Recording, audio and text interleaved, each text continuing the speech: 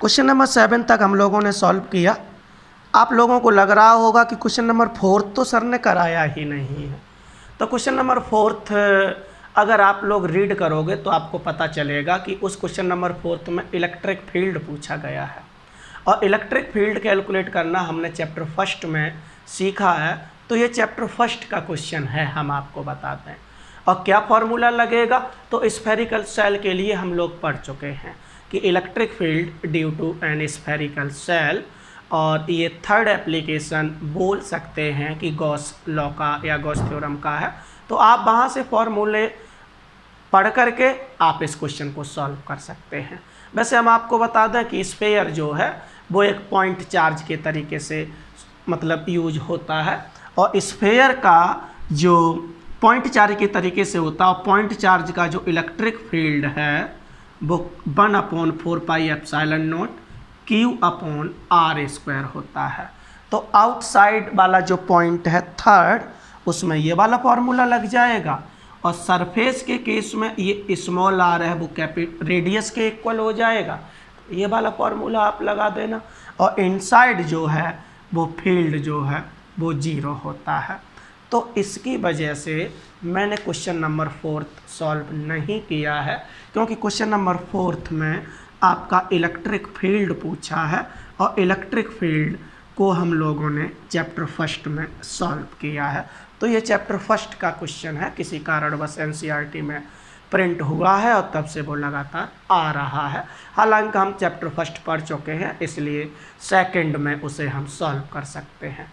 तो मैंने आपको बता भी दिया कि कौन सा फॉर्मूला आप अप्लाई करेंगे।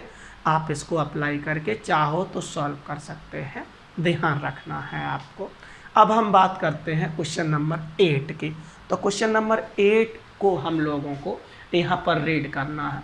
तो हम आपको बता दें कि एक पैरेलल प्लेट कैपेसिटर है जिसके प्लेटों के बीच में एयर फिल है और दोनों हर प्लेट का जो एरिया है वो 6 × 10⁻³ स्क्वायर मीटर है और प्लेटों के बीच का जो सेपरेशन है वो 3 मिलीमीटर दे रखा है और मिलीमीटर को मैंने मीटर में कन्वर्ट कर दिया है।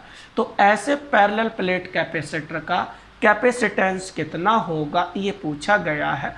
तो वो कैपेसिटेंस हम लोग जानते हैं कि जब प्लेटों के बीच में एयर होता है तो कैपेसिटेंस जो है ε0 A/d होता है। यहाँ चाहो तो C0 लिख दो या C एयर लिख दो, कोई फ़र्क नहीं पड़ता है। कैपेसिटेंस का एक्सप्रेशन क्या है, ε0 A/d। तो ये डायरेक्ट ही फॉर्मूला बेस्ड क्वेश्चन है। मैंने यहाँ वैल्यू लगा दी ε0 की 8.85 × 10⁻⁻12।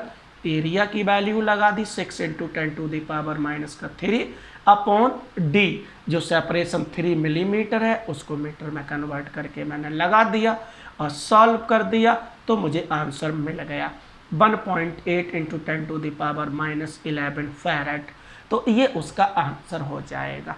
इसी क्वेश्चन में उन्होंने दूसरा पूछा है कि अगर हम इस कैपेसिटर को इलेक्ट्रिक सेल से कनेक्ट कर देते हैं तो कैपेसिटर के दोनों प्लेटों पर चार्ज कितना प्रेजेंट हो जाएगा, ये पूछा गया है। तो चार्ज हम निकाल सकते हैं। तो चार्ज का फॉर्मूला क्या हो जाएगा, Q = CB। C यहाँ जैसे एयर के लिए मैंने सिंबल C0 का यूज किया है, इसलिए यहाँ पर मैंने C0 लिख दिया। V और चार्ज को भी मैंने यहाँ पर Q0 से रिप्रेजेंट कर दिया है। तो Q0 = क्या फॉर्मूला हमें लगाना है, C0V। C0 हम कैलकुलेट कर चुके हैं। V0 क्वेश्चन में गिवन है 100 वोल्ट। सॉल्व कर दिया तो आंसर कितना मिलेगा मुझे, 1.8 × 10⁻⁹ कूलम। और इस तरीके से क्वेश्चन नंबर 8 जो है वो कंप्लीट होता है। अब हम लोग बात करने वाले हैं क्वेश्चन नंबर 9 की। तो क्वेश्चन नंबर 9 हम आपको बता दें बहुत ही इम्पोर्टेंट क्वेश्चन है, क्योंकि इस तरीके के क्वेश्चन बहुत सारे दिए जाते हैं। Energy stored in a capacitor, lecture 11 जो हम लोग पढ़ चुके हैं। तो जब हमने उस डेरिवेशन को कराया था उसके साथ साथ लास्ट में एक टेबल मैंने बनवाई थी और उस टेबल का मैंने कहा था कि न्यूमेरिकल में यूज किया जाएगा। टेबल मुझे क्या सिखाती थी कि अगर कोई पैरेलल प्लेट कैपेसिटर है और उसके प्लेटों के बीच में एयर है और प्लेट का कुछ एरिया होगा, प्लेट का कुछ सेपरेशन होगा, प्लेट का कुछ पोटेंशियल डिफरेंस होगा, इस तरीके की सिचुएशन है तो कैपेसिटेंस कितना होगा ये बताया गया था। फिर ये कह दिया था कि अगर एयर की जगह पर अगर हम कोई डाई इलेक्ट्रिक रख दें प्लेटों के बीच में तो उसके कैपेसिटेंस पर क्या असर पड़ेगा, उसके पोटेंशियल डिफरेंस पर क्या असर पड़ेगा, उसका इलेक्ट्रिक फील्ड बदल करके क्या हो जाएगा, चार्ज पर क्या असर पड़ेगा और एनर्जी पर क्या असर पड़ेगा। तो मैंने टेबल आपकी बनवाई थी, उसी टेबल का यूज कर सकते हैं। तो टेबल में मैंने 2 कॉलम बनवाए थे। एक कॉलम में कंडीशन थी कि डाई इलेक्ट्रिक रखा हुआ है और बैटरी डिस्कनेक्ट है, दूसरी थी कि डाई इलेक्ट्रिक रखा हुआ है और बैटरी कनेक्ट है। तो उस टेबल का यूज, उस टेबल को अगर आप रीड कर लेते हैं तो आसानी से क्वेश्चन नंबर 9 कर सकते हैं। तो जिन बच्चों ने लेक्चर 11 अभी तक नहीं देखा है तो पहले लेक्चर 11 को देख लें और उस टेबल को लर्न कर लें तो आसानी से क्वेश्चन नंबर 9 को कर सकते हैं। क्वेश्चन नंबर 9 में उन्होंने ये कहा है कि क्वेश्चन नंबर 8 का ही कैपेसिटर है। इसका मतलब क्वेश्चन नंबर 8 में जो डेटा हम लोगों ने कैलकुलेट किया है वही यहाँ पर यूज होगा। मतलब एरिया जो गिवन है वही रहेगा, प्लेटों के बीच का सेपरेशन है तो भी वही रहेगा। और उन्होंने कहा कि अगर उसी पैरेलल प्लेट कैपेसिटर में अगर हम डाई इलेक्ट्रिक रख दें तो क्या हो जाएगा। अगर बैटरी आपकी कनेक्ट है तो, अब बैटरी कनेक्ट नहीं है तो उस टेबल को अगर आपने रीड किया होगा तो आराम से क्वेश्चन कर सकते हैं। तो पहला पार्ट जो है उसमें ये कहा गया है कि बैटरी कनेक्ट है और डाई इलेक्ट्रिक मैंने रखा जिसका कांस्टेंट जो है वो 6 दे रखा है। तो ऐसे केस में उसका कैपेसिटेंस क्या होगा। कैपेसिटेंस ही मैंने क्यों निकाला, क्योंकि वही पूछा गया है जो क्वेश्चन नंबर 8 में पूछे गए हैं। तो क्वेश्चन नंबर 8 में हम लोगों ने एक तो कैपेसिटेंस कैलकुलेट किया है और दूसरा चार्ज कैलकुलेट किया है, तो वही दोनों को कैलकुलेट करना है।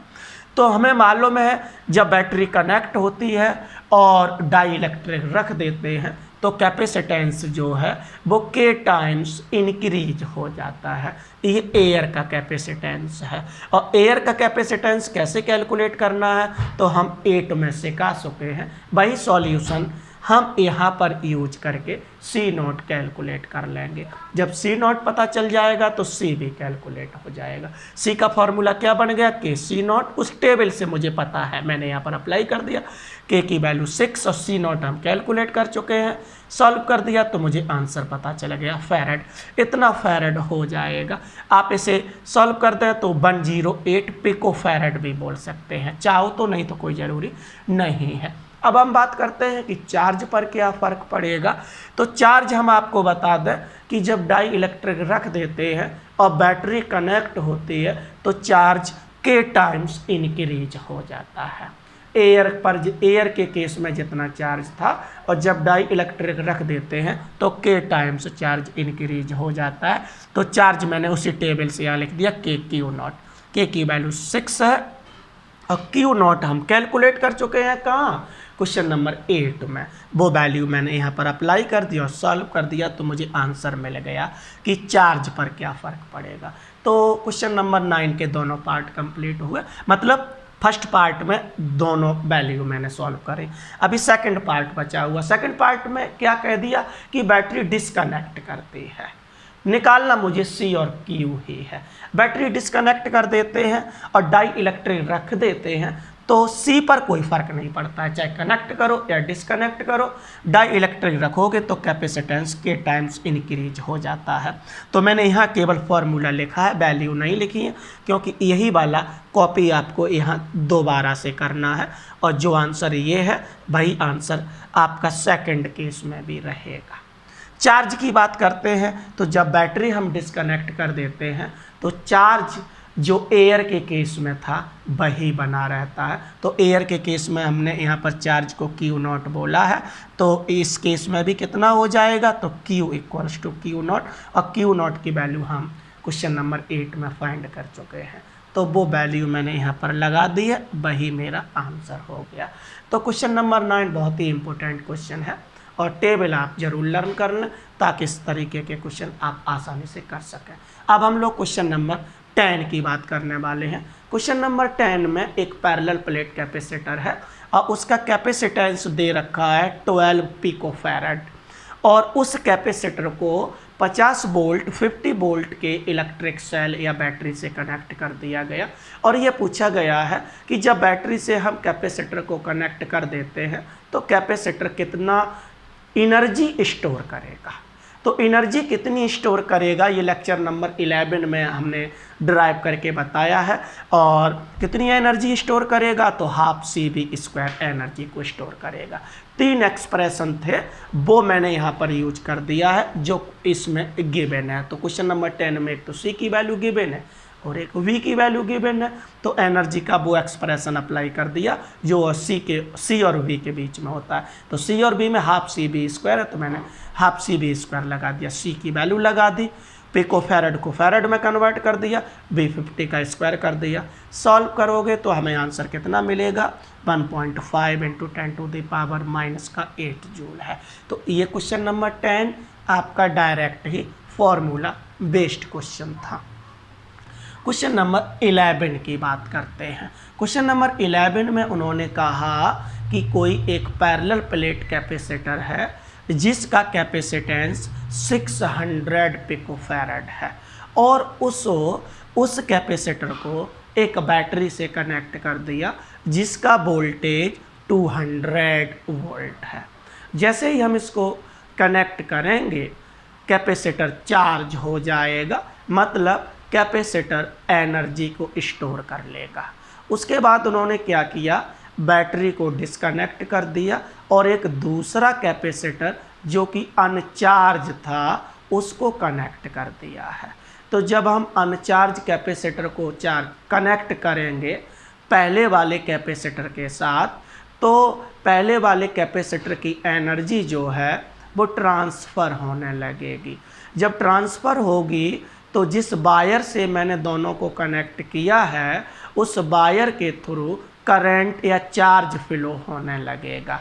जब चार्ज फ्लो होगा तो वायर के रेजिस्टेंस की वजह से वायर जो है वो हॉट हो जाता है, मतलब वायर में हीट प्रोड्यूस हो जाती है और हीट प्रोड्यूस होने की वजह से जो टोटल एनर्जी है उसमें लॉस हो जाता है। तो यही पूछा गया है क्वेश्चन नंबर 11 में कि वो एनर्जी में कितना लॉस होगा। तो हम डायरेक्ट फॉर्मूले में हम लिखा चुके हैं इस एक्सप्रेशन को, वो मैंने यहाँ पर यूज कर दिया कि लॉस ऑफ एनर्जी का क्या फॉर्मूला होता है, C1C2/2 C1 + C2 और V1 - V2 का होल स्क्वायर होता है। C1 वैल्यू कितनी है तो 600 पिकोफैरड, उसको मैंने फैरड में कन्वर्ट कर दिया। फैरड में कन्वर्ट करने के लिए 10⁻⁻12 का मल्टीप्लाई करते हैं। C2 की वैल्यू भी 600 पिकोफैरड है तो वो अप्लाई कर दी /2, फिर वही वैल्यू मैंने यहाँ पर लिख दी है और V1 आपका दे रखा था 200 और बैटरी जब डिस्कनेक्ट कर दी और वो अनचार्ज है, इसका मतलब है V2 की वैल्यू 0 है तो मैंने 0 लगा दी और उसका स्क्वायर कर दिया। आप लोग इसको सॉल्व करेंगे, सॉल्व करने के बाद एनर्जी कितनी मिलती है तो 6 × 10⁻⁻6 जूल एनर्जी मिलती है। तो कितना एनर्जी में लॉस होगा, इतना एनर्जी में लॉस हो जाएगा। तो ऐसे क्वेश्चन मैंने जब फॉर्मूले बता रहे थे तो उस समय मैंने बताया भी था, तो आप लोग लेक्चर 12 इस चैप्टर का जो वीडियो है उसको देख लें तो उसमें सारे फार्मूले लिखे हुए हैं और फार्मूले लिख करके उनको नोट भी कर लें। तो इस तरीके से हमारे क्वेश्चन नंबर 11 जो है कंप्लीट हुआ। प्यारे बच्चों, हम आपको बता दें कि इस एक्सरसाइज जो है इस चैप्टर की उसमें एडिशनल से पहले इतने क्वेश्चन दे रखे हैं, मतलब 11 क्वेश्चन एडिशनल से पहले दे रखे हैं। और हम आपको बता दें कि बोर्ड एग्ज़ाम में 99% न्यूमेरिकल जो है वो एडिशनल से पहले जो क्वेश्चन दे रखे होते हैं उसी से आता है। एडिशनल एक्सरसाइज जो होती है, एक्सरसाइज जो भी एनसीईआरटी में गिवन होती है उसमें कॉम्पिटिटिव टाइप के क्वेश्चन होते हैं। तो कॉम्पिटिटिव टाइप के क्वेश्चन करने के लिए हम लोग अलग से वीडियो बनाएंगे। ये हमारा बोर्ड एग्ज़ाम के लिए, हालांकि कॉम्पिटिटिव एग्ज़ाम में भी क्वेश्चन पूछे जाते हैं और स्पेशली 12th क्लास को लेकर के हम वीडियो बना रहे हैं, केवल 12th क्लास को लेकर के वीडियो बना रहे हैं। 12th क्लास में आप लोगों का अच्छा स्कोर जो मुझे लाना है, जब 12th क्लास में अच्छा स्कोर लाओगे, कंसेप्ट अच्छा होगा, तो कंपटीशन के क्वेश्चंस आराम से आप सॉल्व कर सकते हैं। तो आज के वीडियो में इतना ही हम रखते हैं और इस तरीके से चैप्टर 2 की एक्सरसाइज हमारी कंप्लीट हो गई। अब नेक्स्ट वीडियो जब हम लोग लेकर के आएंगे तो चैप्टर 3 को स्टार्ट करते हैं। Thank you for watching. आप चाहो तो इसका स्क्रीनशॉट ले सकते हैं।